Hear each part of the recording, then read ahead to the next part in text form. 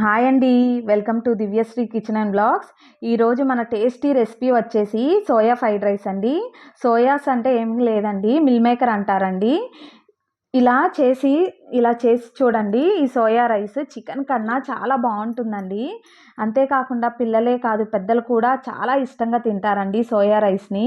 ఇలా ట్రై చేసి చూడండి. మరి లేట్ ఎందుకు, నోరూరించే సోయా రైస్ని తయారు చేసుకుందాం. ముందుగా స్టవ్ ఆన్ చేసి ఒక గిన్నెలో హాట్ వాటర్ని 2 కప్స్ బాగా వేడి చేయాలండి. ఇప్పుడు ఇందులో 1 కప్పు సోయాని తీసుకోవాలి. నేను చిన్న సోయాని తీసుకున్నాను, మీ దగ్గర పెద్ద ఉన్నా కానీ తీసుకోండి. ఇప్పుడు హాట్ వాటర్లో ఈ సోయాని 10 నిమిషాలు బాగా నాననివ్వాలండి.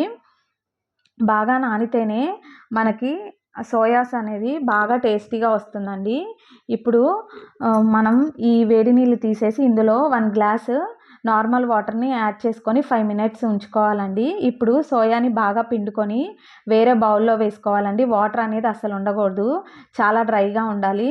చూసారా, ఇలా బాగా డ్రైగా ఉండాలండి సోయా అనేది. ఇలా చూడండి, డ్రైగా ఉంది కదా. ఇప్పుడు ఇందులో తగినంత సాల్ట్, 1/2 టీ స్పూన్ కారం అండ్ 1/2 టీ స్పూన్ ధనియాల పొడి, 1/2 టీ స్పూన్ జీలకర్ర పొడి, 1/2 టీ స్పూన్ పెప్పర్ పౌడర్ వేసి కొంచెం ఇందులో ఇప్పుడు పెప్పర్ పౌడర్ వేస్తారు కదా, 2 టేబుల్ స్పూన్ కార్న్ఫ్లోర్ని యాడ్ చేయాలి. అండ్ 2 టేబుల్ స్పూన్ మైదాని కూడా యాడ్ చేసి 1 టేబుల్ స్పూన్ అల్లం వెల్లుల్లి పేస్ట్ యాడ్ చేసి కొంచెం ఫుడ్ కలర్ యాడ్ చేయాలండి. ఫుడ్ కలర్ వేస్తే చాలా కలర్ఫుల్గా ఉంటుంది.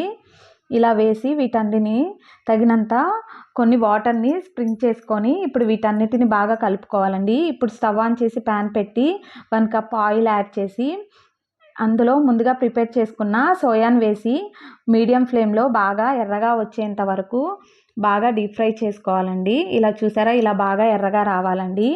ఇప్పుడు ఇలా ఎర్రగొచ్చిన దాన్ని వేరే బౌల్లో వేసుకొని ఇప్పుడు ముందుగా ఒక ప్యాన్ పెట్టి అందులో 1 కప్ ఆయిల్ యాడ్ చేసి సన్నగా తరిగిన చిన్నుల్లిపాయలు అండ్ 1/2 కప్ క్యాబేజ్, 1/2 కప్ ఉల్లిపాయలు, 4-5 పచ్చిమిర్చి రెబ్బలు, కొంచెం కరివేపాకుని వేసి బాగా హై ఫ్లేమ్లో టాస్ చేయాలండి.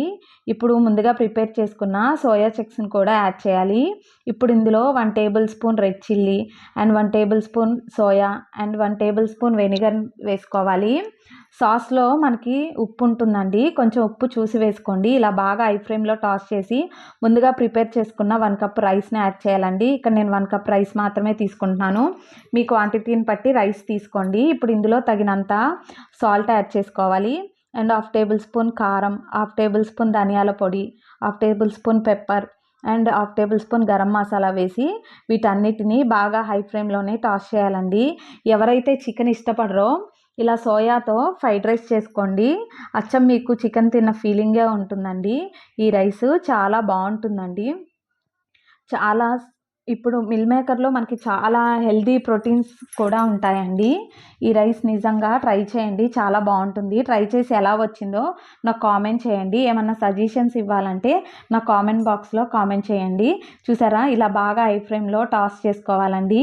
ఇప్పుడు మనం సర్వింగ్ ప్లేట్ తీసుకొని సర్వ్ చేసుకుందామండి. అంతేనండి, ఎంతో టేస్టీగా ఉండే సోయా ఫ్రైడ్ రైస్ రెడీ అయిపోయింది. ఇది మీరు ట్రై చేయండి. ఈ వీడియో కనుక మీకు నచ్చినట్టయితే లైక్ చేయండి, షేర్ చేయండి, కామెంట్ చేయండి, సబ్స్క్రైబ్ చేయండి. Thanks for